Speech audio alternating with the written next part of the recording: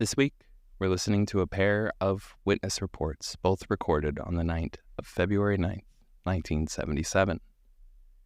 These recordings come to us courtesy of the National UFO Reporting Center, NUFORC, located in Seattle, Washington. And while the events the witnesses describe take place over 1,000 miles apart, the descriptions given in their testimonies lend clues to a connection. And before we dive in any further, I would also like to make a note that this audio has been enhanced using AI. Links to the original tracks will be available in the show notes, though I'd like to warn you, it was pretty damn staticky. With all that said, let's dive in. I didn't see you there. Something big is going on here. From hunting ghosts to Bigfoot, paranormal, UFOs, true crime, and more. We won't just be spouting articles. I was researching for your entertainment. The beginning of a new world. The best guac you'll ever fucking eat. true story. It's basically like one day you walk outside and you see that the ants are playing with matches. This is the Black Cat Report. See you on the other side. Hello, everyone, and welcome to episode 70 of the Black Cat Report. My name is Gil, and my unlicensed co-pilot this evening is the one and only Joey. Driving us straight into a mountain, I am. Hell yeah. Big episode 70. Yeah, big episode 70.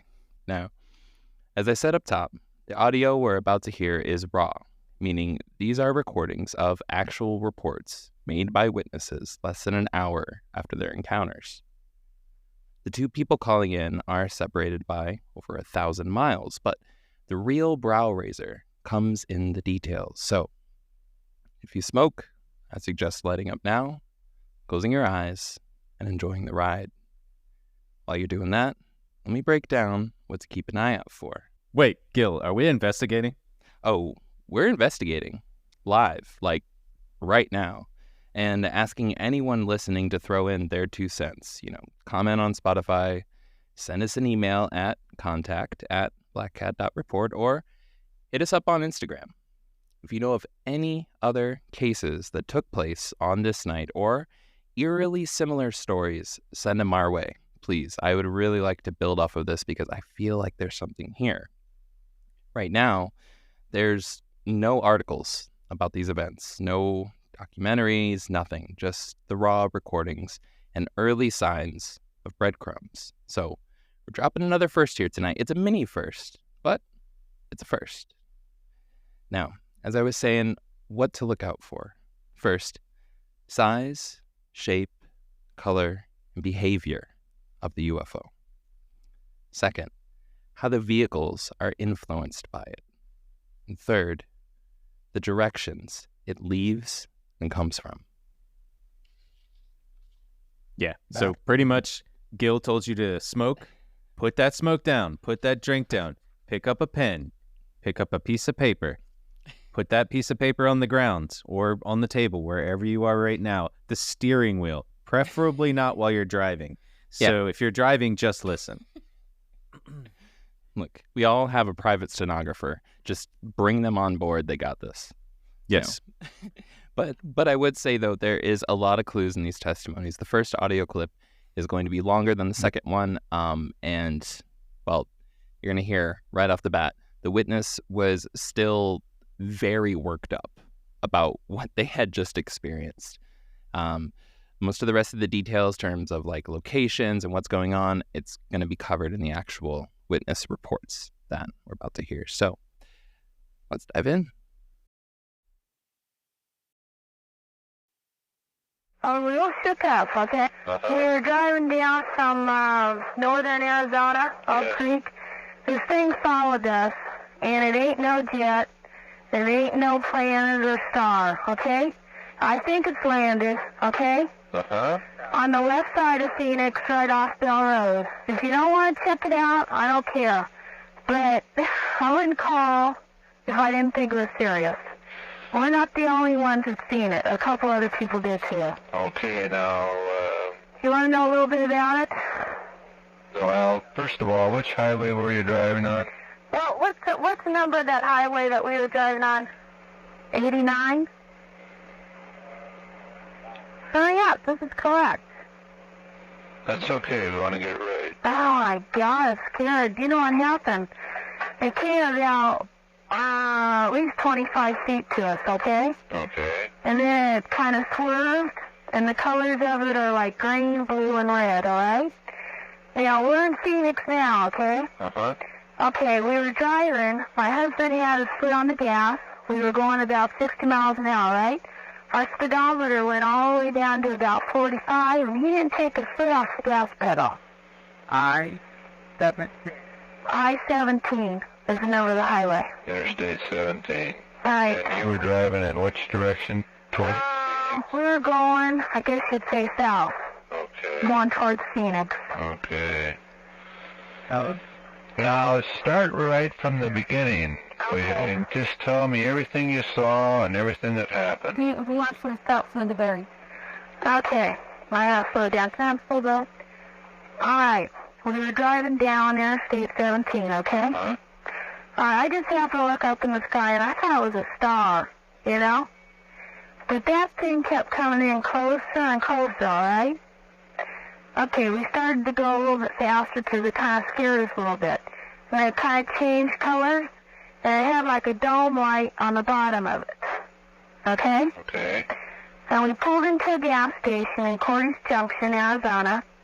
They talked to a couple other people, and they said it looked like a UFO, a mobile gas station. It's the only one there. And they said that they've been watching this thing, okay? It's been there for a few other nights. Uh-huh. All right. As we kept driving on, okay, we left the gas station. It seemed to follow us, all right? Okay, we got into Phoenix. We're at another gas station. I'm talking to you right now, right? Uh-huh. Okay, we see it, and it looked like it landed. Okay? But it came about 25 feet up to us. This is when we was up by Oak Creek.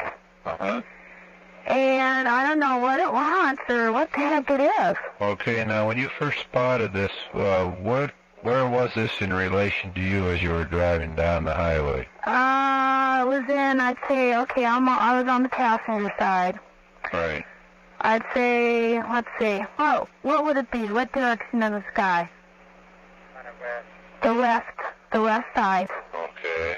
And then as we came in, it seemed to like cut in front of us, you know? And then it kind of went back, it moved back, and then it came in real close to us. Well, did this thing pass across the highway in front of you? Yes, it did. Uh-huh. Okay. And then as we got into Phoenix, it was more or less like on the left-hand corner, which would be facing the east. Or facing going towards California. West. Right, west, I don't know. Okay. But the reason why I phoned up is because our speedometer went all the way down. And he didn't take it, then it came back up, and he didn't even take his foot off the gas pedal. In our car, we just got it. There's nothing wrong with it. Uh-huh. Okay, now, what shape did this thing have? Okay, it had like a spiral shape. I don't know if you've ever seen that before. But it had like blue lights coming out from each side, alright? But it would change colors, like it was rotating. And then it had like a white dome thing underneath, okay? And then as we got into Phoenix, it turned real red. Okay. Did this seem to follow you into Phoenix? Yes! That's what's scared. Okay, now after you got... Just a minute. What? Okay. Alright. Alright, I called up the Federal Aviation, okay? Uh-huh. See what they could do. And as soon as I called them up, the thing seemed to go off into the sky, okay? Okay, which direction did it go? It went off into the west, further off into the west. Okay. And then it came back in, and it lowered down, and it looked like it was landing. Okay. It had disappeared, and it came back. My husband is talking to me at the same time. Okay, now after this appeared to land, did you see it anymore after that? No, I don't see it.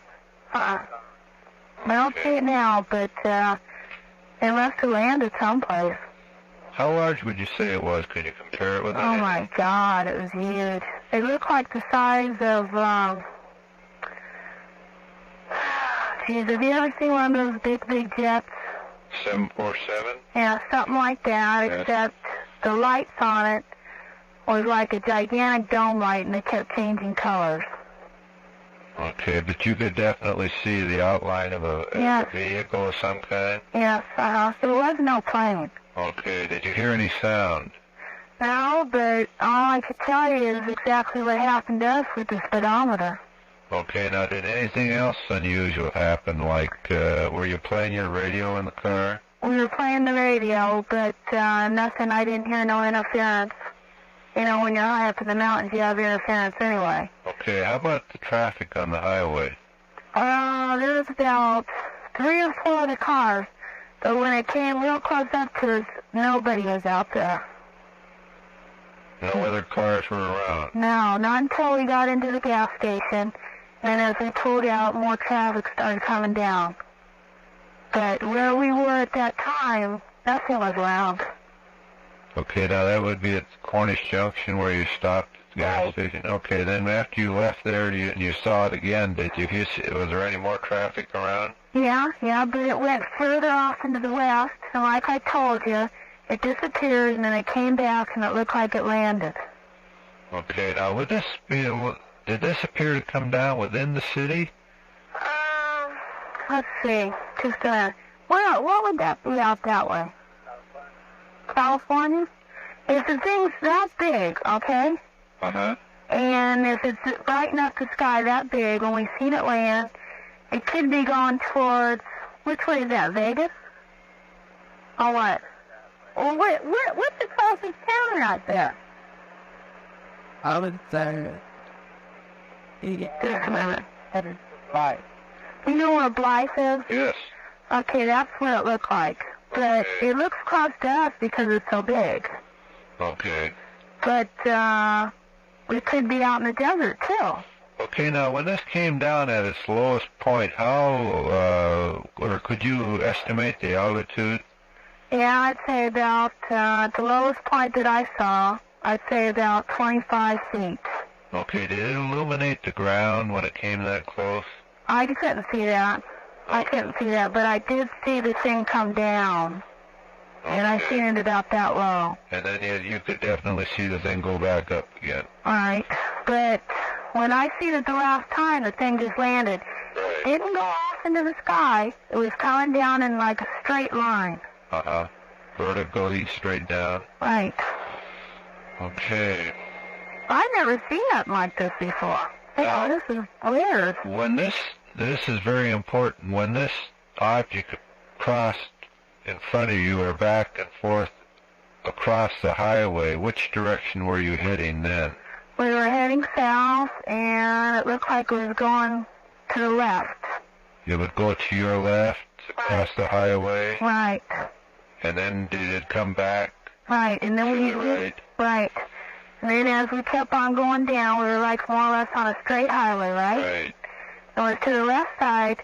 When we got into the gas station, it was to the right side, which is the west. Okay.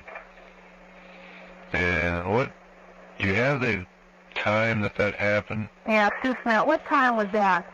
But not in the and you wait involved it the What time was it overlapped? Oh, thanks. 7:30. It was about 7:30, but when we just see it land, or whatever you want to call it, it's about 9:35. Okay.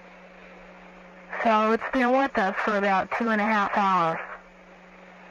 And now all of a sudden it's gone that I'm talking to you. Now it just doesn't make no sense for us or for that thing up there. Okay, how's the sky conditions there tonight? Very clear. It's black, but it's clear. Okay.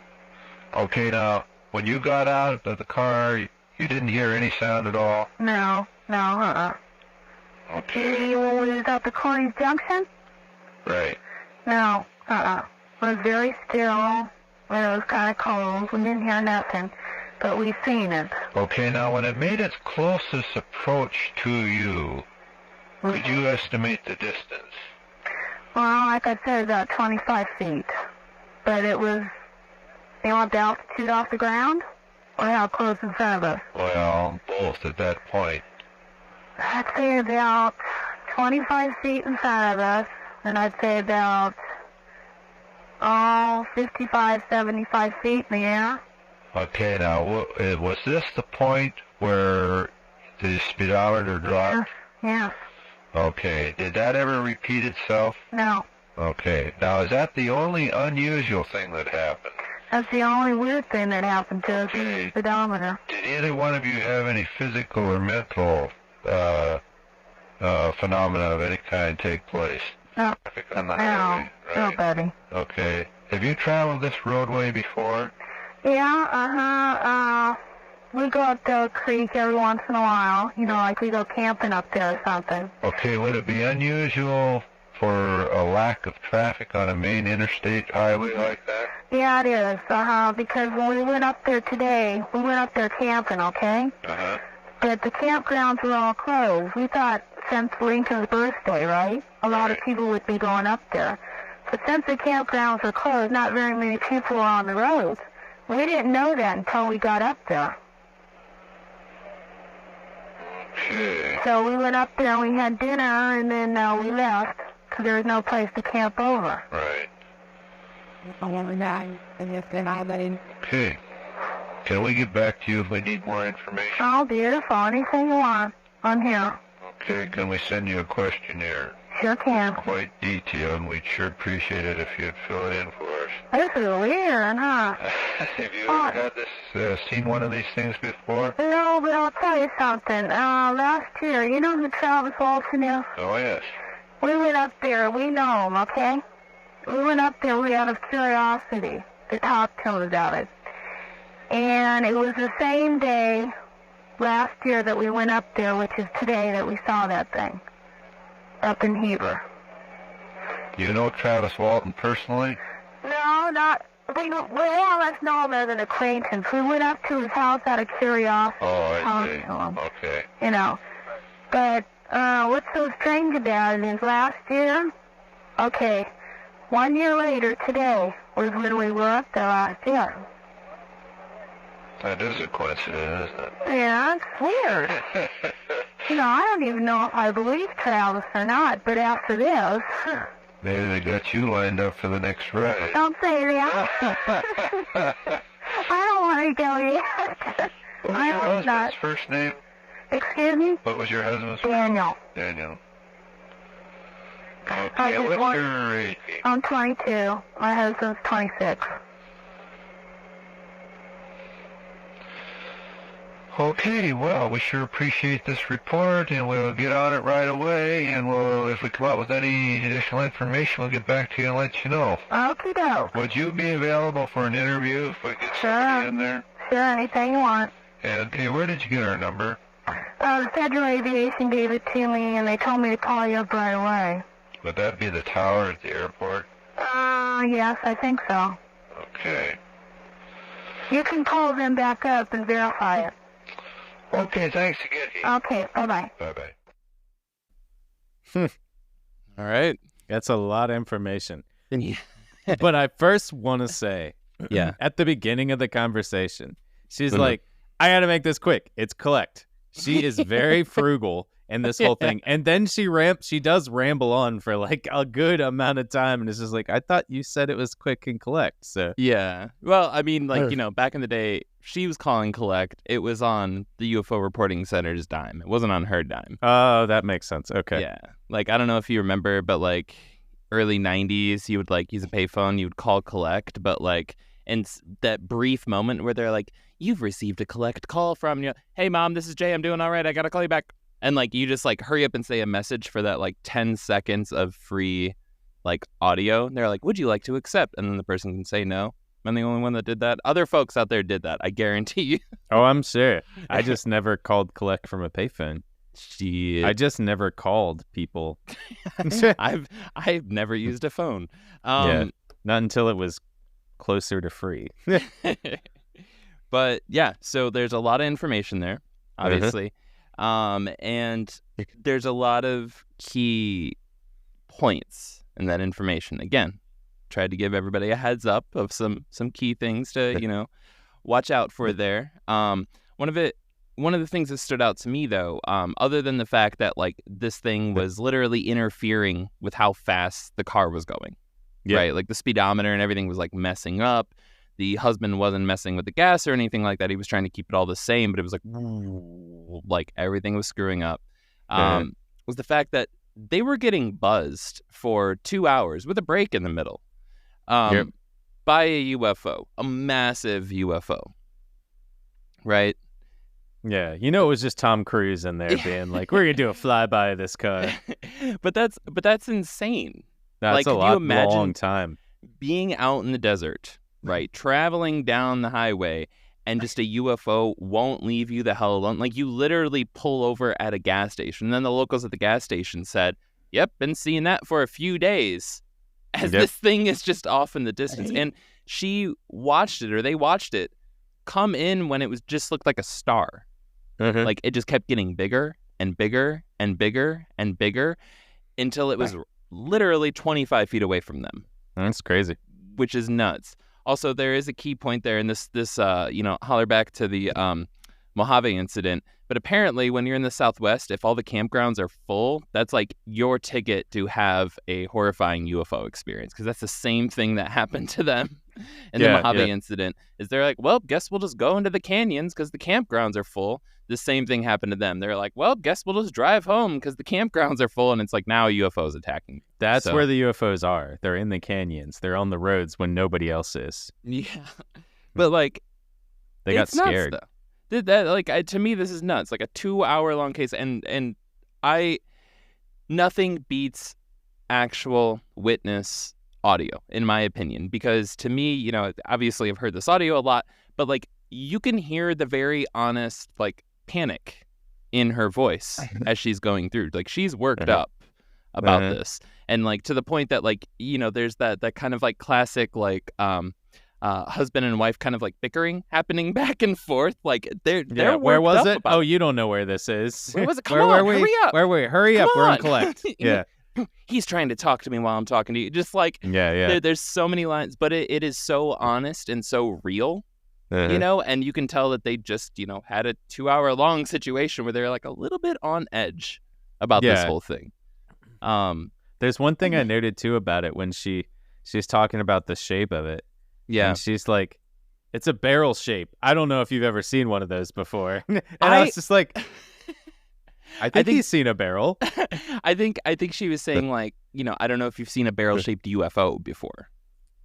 That's how I took it. I've also listened to this like way too many times while I was like working on the audio trying to like clear out static, Yeah. But I don't know if she said a sparrow shape or a barrel shape. I think barrel shape makes more sense. I've listened to it. That's what I times. heard. Barrel. I mean, if you're digging deep into it, it could be sparrow, but I don't think there's Also a weird thing to knock the person for. Yeah, have you ever seen one? Have you ever seen a sparrow? Have you seen a sparrow? Come on. Do you get outside? There was a key thing though here. So while the thing, she said, it was like the size of like a 750 or a 747, huge, right? And that it was giant with like dome on top of it, right? And lights changing. Yep. She kept mentioning the prevalence of the blue lights around it and how it was just around like, I believe like the edges of the dome itself, right? So not around the entirety of the craft, but an actual narrow section in the middle of it, I believe, right? So that is a key point for this next piece of audio that I'm going to play is like where those blue lights are positioned and how far away it was from them. At the closest, it was, she said it was 25 feet away from them. And let me see my notes here, 55 to 75 feet, like off the ground. Yeah. Right. Although at one point it did go 25 feet in front of the car. Across the fucking highway, circling back behind them. Da-da-da-da-da. Also, another key point is that while she wasn't sure if it landed, she was, kind of freaking out, thinking that it maybe landed. It ultimately went west. Yep. Right. West was the thing, even though if at the beginning she didn't know which way west and east was. Yeah, but I mean, who knows when you're going on a highway? You're just like, I don't know exactly. Well, that is the honesty of like these types of things. That's where pulling in all the context clues from like how they go through, how they break it down. Like, you're not hearing a perfectly filtered, regurgitated, like everybody's in agreement on it and they've told the story 1,000 times. You're actually hearing it raw while they're still panicked. Yeah, where And they they're were telling looking. you. Yeah, they're still figuring out. And because they were going down, what was it? I had it written down. It was I-17 going south into Phoenix, Arizona, right? If you're going straight south, that means to the right of you is west. To the left of you is east, right? If you're going north, then to the left of you is west, to the right of you is east. So anytime, if you do go back and listen to the audio, anytime you're hearing that, left is east, right is west. Yeah. They did mention too that as it was changing colors, so like the white dome thing that was underneath of it, as soon as it got into Phoenix, it turned red too. Was like a it was mad that it didn't get them. It was pissed. It couldn't find a parking spot in Phoenix, so it was really pissed. But that shit's crazy to me. Sorry, I had to share this piece with you. It's just nuts. All right, so now hopping into the next one. Again, there's going to be context clues. Oh, yeah, and final thing. Actually, one more thing before I forget. This whole ordeal started at about 7:30 p.m. And ended at about 9:35. So about 2 hours, right? They were being messed with by this UFO. So it ended at 9:35. Now to the next piece. Would have tried to raise you via radio, but we didn't have anything. We were playing. UFO was playing tag with us. Really? Yeah. How many were you up there? We got 4 pilot, 2 pilot, co-pilot, and 2 EMTs. Jesus Christ. When did this happen? About 45 minutes ago. I just got down and into town. Like I said, now this is sort of strange because our magnetic compass was going crazy, gyro compass was going crazy, our OMI was crazy, couldn't raise anything, transmit nothing on the radio. We just generalized messing up all our controls. Can you give it to me right from the beginning? Okay, I had a earlier flight took off at 5 o'clock. And we were buzzing around for 2.5 hours, sat down for fuel, go back up, just keep our flight books current. And about 7 o'clock, we were about halfway in between Seattle and Bothell, in that area, going back to Payne, sat down for the night. And then we started getting playing tag. UFO came out from our starboard side and downward, started doing loop-to-loops around us. And it would go off maybe 2-3 miles up in front of us and come back straight at us, and at the last possible moment to go underneath us. It happened doing it for about 10 minutes. We just kept on moving straight, back to Payne. In the meantime, I was on the radio trying to get a patch through to you, reported while in progress. Unfortunately, that's when I noticed that radio wasn't working. Intercoms would where there was static in the intercoms. The intercom's tied through the radio anyway. And then I looked down on the panel and noticed that a few of the controls were starting to go crazy. Okay. What kind of plane were you flying? A helicopter, HU-3H. How many aboard? 4. Do you have the names of the other people? I've got the names, and I've got them writing up affidavits right now. Okay. Are we going to be able to get those other witnesses? I don't think there was any other witnesses other than the crew members. Well, that's what I mean. Are we going to get a list of those guys? Yeah. Plus the signed and sworn affidavits of David. Oh, great. Reviewing. Now, I got your address, so I can mail them out to you when I get a hold of them. Okay.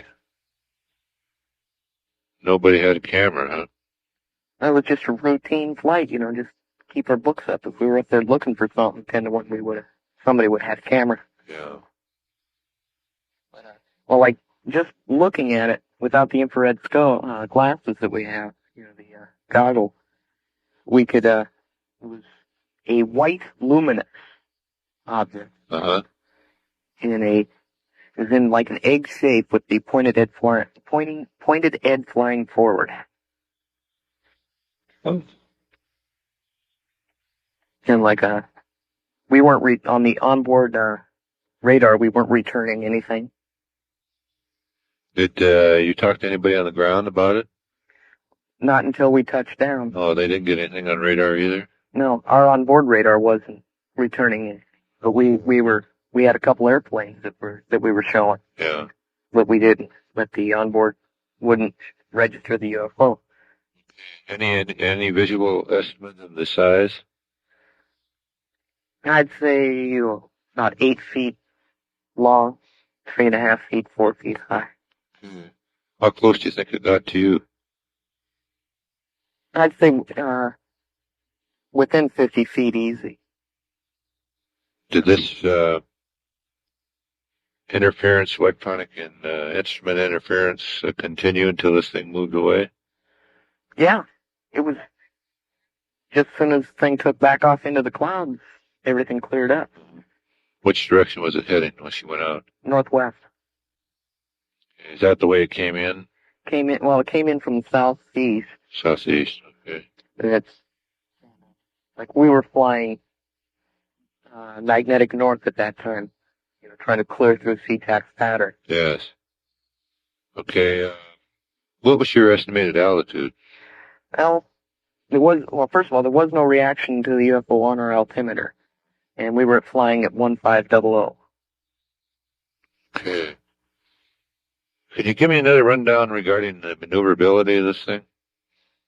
I would just, first of all, was doing circles completely around it. Uh-huh. It maybe, the perimeter, doing loops around it at about the distance of the prop, our rotors. It was like 10, 15 feet off our rotors. And then just going to look like somebody drew a compass, with a compass drew a circle. Uh-huh. It was like a perfect circle around it. And then it just took off straight at us. It had to have been flying at 1500, coming straight at us, like 600-700 yards in front of us. It ducked under it. Ducked under you, okay. Did anybody see it as it ducked under and came out the stern? Well, we don't have any windows in the stern, so I slid open, snapped my safety belt on, and snapped open the door. What it did was after like the second pass. I see. It looked out. It flew, came up under us, back up to 1500, and then like did a loop and went over the top of it, coming back, turned out to run. Could we get your telephone number again? I'm at the Bothell Police Department. We don't have our phone in yet. Oh, I see. Okay. Who was in charge of that flight? Me.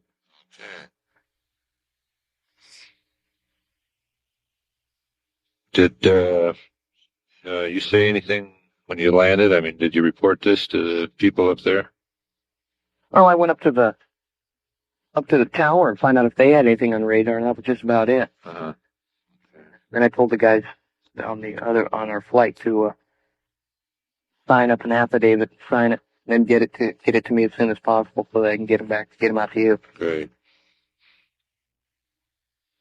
Okay, well, we sure appreciate the report.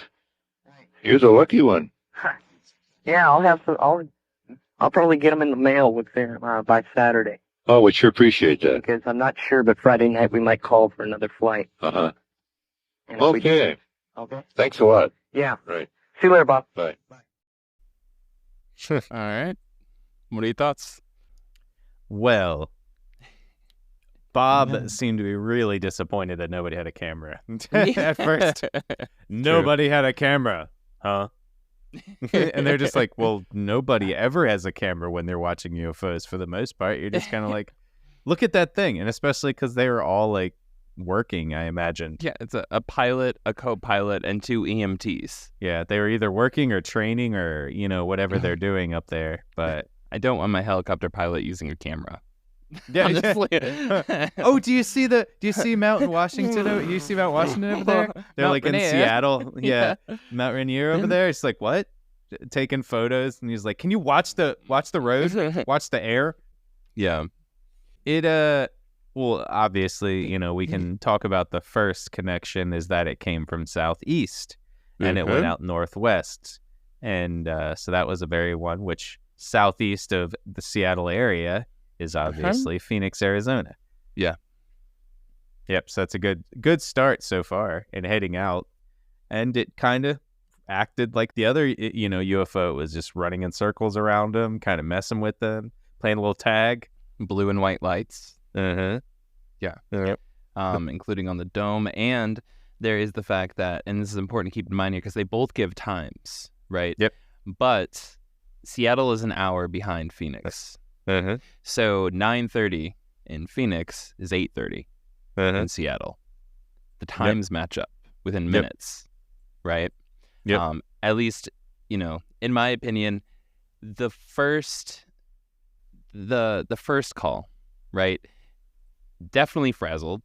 And like they were also kind of guesstimating on time. They're like, when was it? It was about 7:30 and 9:30, 9:35. Like they were kind of doing it.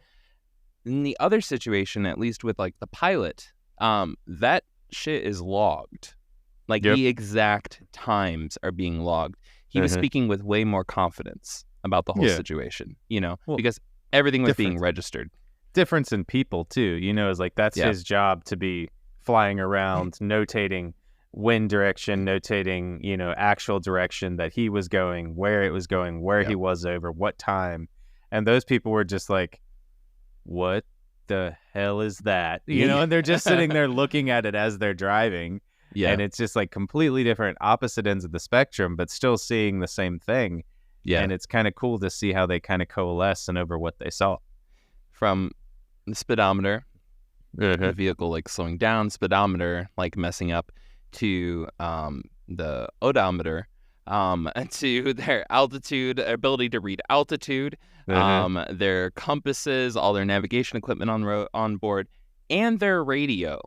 Everything going completely haywire right now. The first in the first call, she said that there wasn't any radio interference, but she did say that when traveling through the mountains, there's a normal amount of radio interference. Yeah. Right. So it didn't really seem like they were paying attention to that. That was just kind of like could be anything. Yeah. But the fact that it was affecting the same types of instrumentation in both vehicles stood out to me.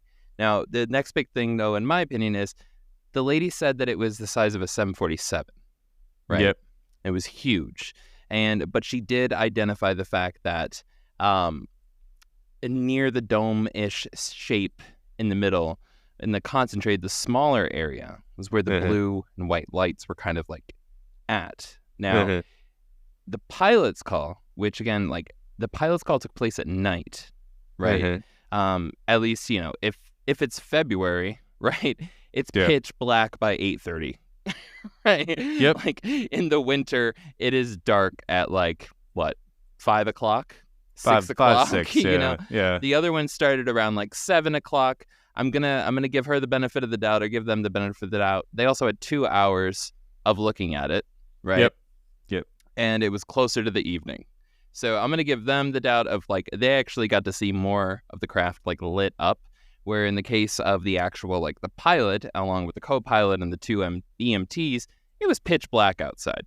Yeah, they only had like 10 minutes too, is what they said. They only had like 10 minutes compared to 2 hours, like you're saying. Yeah, and they were also actively trying to fly a helicopter that wasn't able to read its own altitude. They couldn't tell what direction there was probably a sense of panic is what I'm trying to say going on. While it seemed like they kept their cool, if all of those instruments are going wrong while you're in a helicopter, kind of a big deal, because helicopters don't necessarily like glide to the ground when something bad happens. No, they drop. Yeah, so, shout out to them for keeping it cool. But I don't know. I came across these 2 cases. The timing, it's close, but I think with the first party involved, like the husband and wife, right, and the wife calling up and reporting it, they were more kind of like, it was about this, it was about that. They were still very clearly frazzled.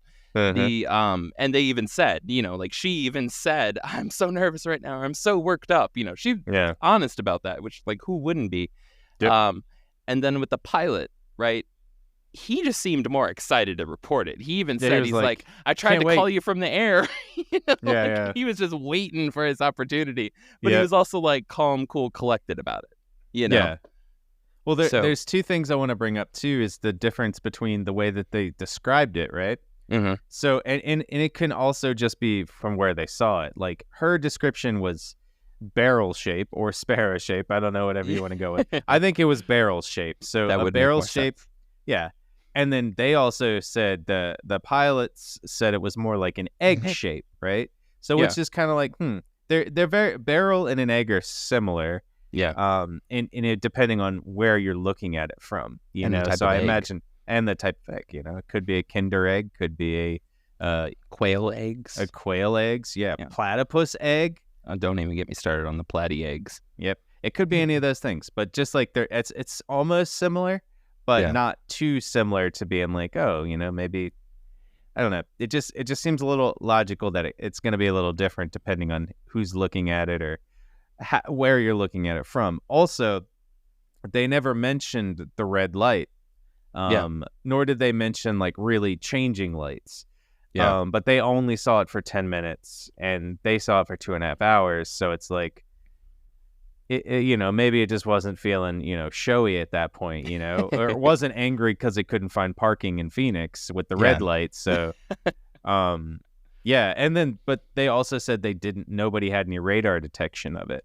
So for thinking about that is just like when we used to talk about how maybe there's flaps of things that they jump in and out of, like, they jump in and out of like dimensions and stuff like that. And that could, you know, kind of be maybe what was happening, but, you know, that's just going deep into theories, you know, right now for that. But yeah, but I would say like the thing that, you know, because I've gone through and I'm still digging through like hundreds and hundreds of like these calls and, you know, police dispatch recordings and stuff. You know, it didn't necessarily end with Trumbull County UFO chase. Like, still digging through a lot of these.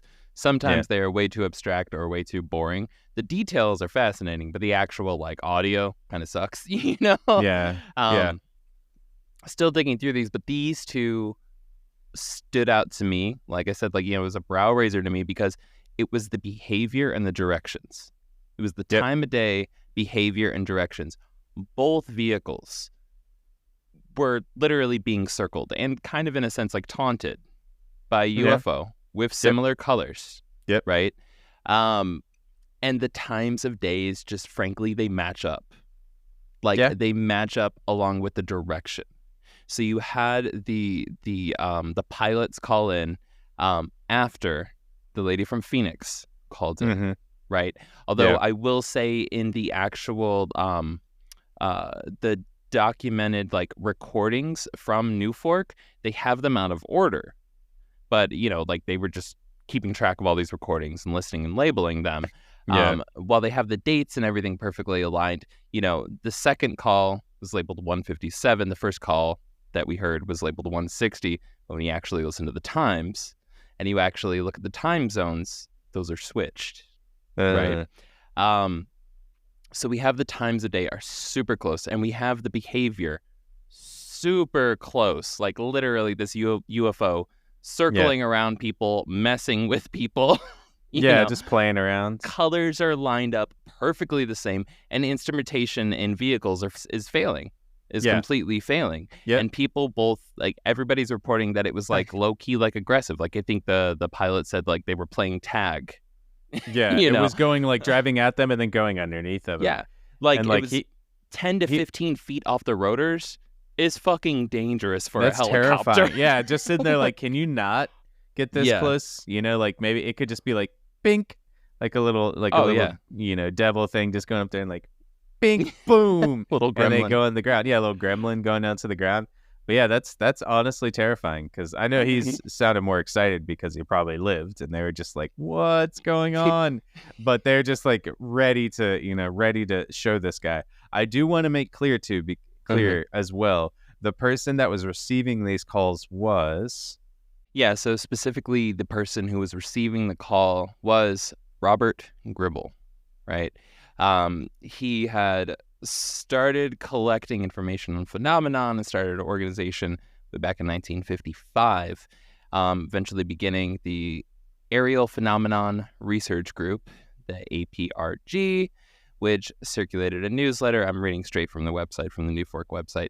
Newsletter detailing new cases. In late 1974, Gribble converted the Phenomenon Research Reporting Center to allow for basically creating a public place that the public could call in and report any of their experiences, right? With specifically a tone and an air of being non-judgmental, right? So he didn't want to be judgmental of anybody calling in. And there's actually a whole set of practices that I've come across that they really, really tried to stress at the center. 99.99999% of the time, it was just Robert Gribble getting calls at all times of the day. So like sometimes these reports are coming in at like 3 in the morning, 4 in the morning, and he's like, hello. Yeah, that's fascinating. Great. Wow. You know, can I help you? He sounds exhausted. I'm sure like, you know, when things popped off with like eventually, although I don't know if he was in there for the Phoenix Lights. That was eventually Peter Davenport, which if anybody else is like a huge Art Bell fan, you will know the name Peter Davenport because him and Art Bell were such close friends. Peter Davenport was constantly calling in with updates about UFO events and things that were going on. But Robert Gribble ran this from effectively 1955 all the way up to 1994. Right, this guy was dedicated to becoming and what would eventually become the National UFO Reporting Center, New Fork, with the first call actually being received November 11th, 1974. Right, so like this dude was running this public service, honestly, and like taking calls from all across the country, promoting it, reaching out to air traffic control centers all across the country, and being like, if UFO reports come in, send them to me. Call me. Tell people that are calling from your town, from your city, from your state, whatever. Tell them to call me and report it immediately, right? And sending this out to police stations and stuff. A huge resource. And I really wish that there was, New Fork is still around. I think Peter Davenport is still running it, which is insane. God, that man never gets any sleep. But yeah, so that's who collected it. And there are, you know, if you dig around on the internet, you can find literally hundreds and thousands of calls. Digging through them and then cleaning up the audio, totally different story. Yeah. I can be fair. You know, honestly, the police officers and the 911 operators were probably just like, thank God we can send these to someone. So we don't have to sit here and listen to these. Granted, the Trumbull County UFO. Oh, she was ready. 911. She was in it. She was ready to go. She was like, get me in that police car. I'm heading out there. Yeah. But about 20 minutes. Yeah, 20 minutes. She was ready to go. But Gribble was sitting there for the first calls, just being like, come on, like poking his phone until the first person calls and he's like, hello. Oh yeah. Gribble. Robert Gribble. You can, who are you? State your name. And he's like getting his first, he's getting used to talking on the phone again. He's like, wait, Mom, give me is this the you call. again? Mom, this is you. Mom, this is you. Oh, MoMA. Oh, okay. MoMA branch. Gotcha, That's gotcha. cool. Yeah, can you state where you were? Yeah, and these pretty much I can't hear you. Can you speak up? No, good. I sent another Gremlins prank phone call. This is not funny, Gremlins. And hangs up on him. Yeah. But yeah, no, massive public service though. For sure. 20-something years he was holding that shit down, and actually for 20-something years he was recording and documenting and taking notes, and frankly never sleeping. And for 20 years before that, so for 40 years, 20 years before that, he had started the organization, which eventually became that. Right. So for 40 years, this man was holding it down. That's crazy. Fucking legend. You know who's going to be that guy, that legendary status? Betsabe? Well, no, our great friend that runs the Bigfoot Mapping Project. Hell yeah. Because he started this thing. Yeah, he started that thing so like just ground up, and now it's kind of just growing and people are putting stuff in and he's just collecting data, which is like a king, especially in especially in UFOs, paranormal, like data is freaking king. Like It is. all the questions he asked just to get these tiny little details that like probably especially the first couple wasn't thinking of, they're not really thinking of like, oh, what degree west is it going? They're not thinking about like, how close was it? Like, how big was it? What was the exact dimensions of this? And they're just like looking at this thing kind of amazed. And granted, in 2.5 hours, you can gather a lot of data with your eyes, Yeah. But like in 10 minutes, those other people got pretty much the same amount of data that, because that's their job, that the couple got, maybe even more detailed. So just thinking about that, how much data he has there, that's some of it irrelevant, some of it he's probably just like, okay. Imagine being him and knowing something is fake already. And at the beginning, and just like having this one person that calls in all the time, and he's just like, oh, it's you. And then he's like, oh, so can you tell me your name and where it's going? And he's just like, please, he's not even writing it down. He's just like letting it go. That's funny that you said that. There is a case on there where the person, like, whoever was kind of going through and summarizing a lot of these calls after they were recorded and on the dates and stuff, they put specifically for training folks, they said, notice how Robert does not judge the person, even though they are clearly having a mental break. Yep. Oh yeah. And for sure. like they may like there's a whole set of notes where they're like, notice how he's still like respecting them. He's not being judgmental, even though in the audio you can hear that the person has like kind of like, for whatever reason, snapped and is kind of like, it's very hard to believe them. Let's just put it that way. Like what the person's saying, how they're behaving, the way they're contradicting themselves and stuff like that. Yeah. But that's like literally a note in the training process where they were like, look, record it all. Like, record it all. Yeah. Put it all down because you don't know how the dots are going to connect later. True. Which is so important, because some people literally might have their world crumble if they see a UFO, and they might not sound super stable at the time. Other folks might just be totally nonchalant, like, yep, totally come down, took my baby. Like, they're just fine with it. Which sounds even more crazy after you hear them say it. You're like, damn, how are you so calm? Like, oh my God, imagine after people call in and then the aliens and UFO calls in and they're like, yeah, I saw this car, and it becomes like a misconnections from Craigslist. And he's like, I was trying to abduct this person and I missed. Red Toyota traveling down I-9. UFO missed encounters, missed abductions. We made eye contact as you almost ran into me. Yeah, as I got 10 feet away from you. No, that's terrible. That's awesome, though. Damn, we need to get on Craigslist. I was going to say we need to. That needs to be merchandise. Yes, UFO misconnection. That's going to be our first T-shirt. UFO misconnections. Jesus Christ. But yeah. So wrapping up here, Joey, what are your thoughts about the relation between these? I'm picking like a 75 to 85%. It was the same damn thing. I might go a little lower. Okay. I might be 40 to 45%. Just because. It's around the same time, and it's I don't know. I just feel like there's a lot of stuff in the sky at this point, and it seemed like it could be 40 to 50%. I'm not sold completely.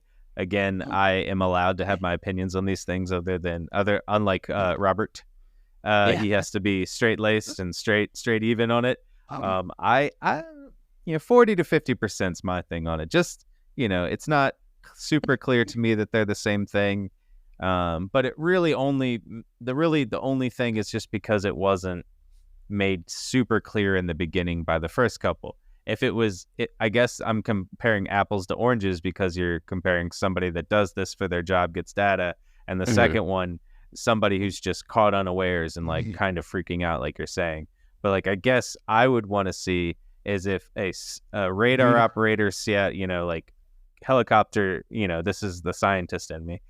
Radar operator in Seattle gets it, and then a radar operator in Phoenix sees it, and they're both seeing the same thing within like 10-minute time span, 15-minute, whatever. Same thing, same light, same altitude, stuff like that. And so that's the scientist within me, that the control group is there. It's the same, that the, but 40-50% still a lot for me. So I am, and I will, how I am. Now that you've said all that, I will give you a little bit more details to make you look terrible. Those were the only 2 reported cases that night. Okay. And the only 2 reported cases within about 3 or 4 days of each other. Okay. Which, in my opinion, sorry for leaving that out until like the 11th hour. I love the throw it in my face, destroy his argument person. But you know what? You know what? But that's reported, okay? Yeah. Not everything is reported, Okay, scientists, now we're just going off the scale. No, but I will say, like, the strength to me is the fact that those are the only 2 recorded cases, right? And that it was the distance or the direction that they went in, the colors involved, but also ultimately it was the behavior. It was the behavior was what really, really stuck with me, which is why I rank it so high in terms of like potentially connected. Because, I mean, sure, there's 1,000,001 reportings of sightings and, even like buzzes and like near misses and things.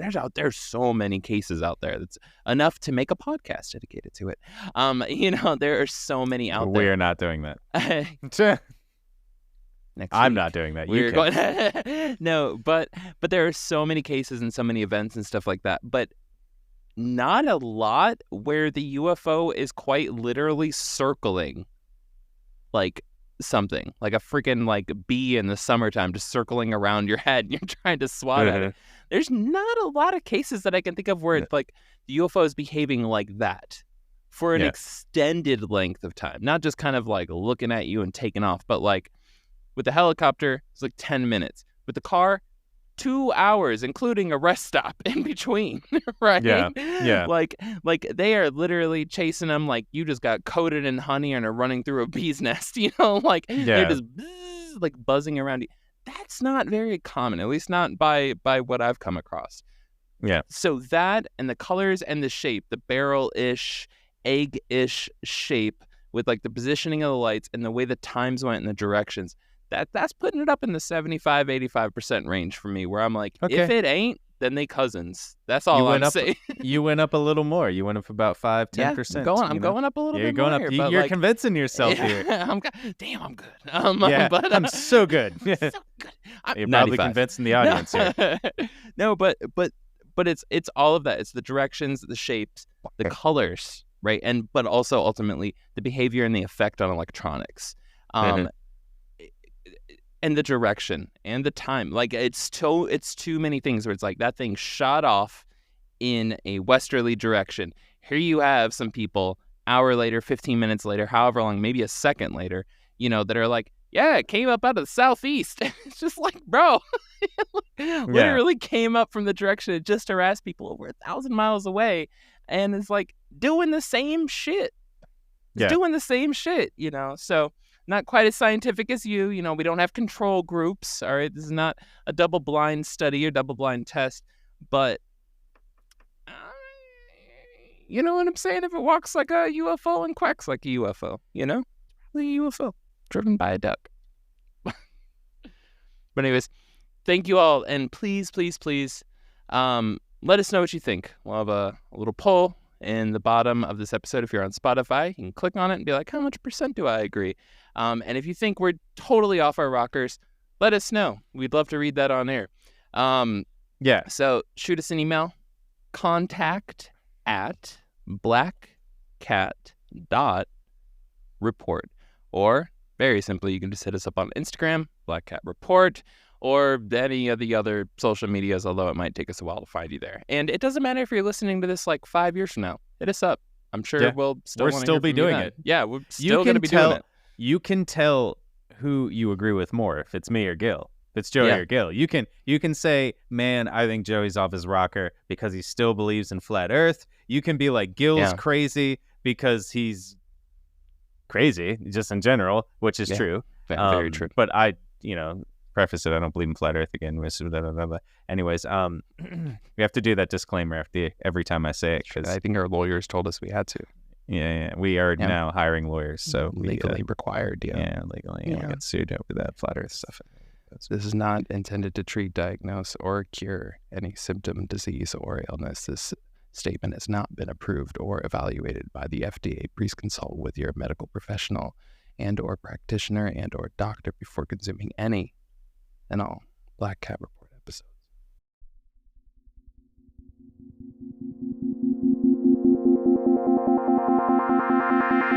How do you feel as the executive producer of Black Cat Report, Dada? Yeah? Is that so? Yeah. Was it a good episode?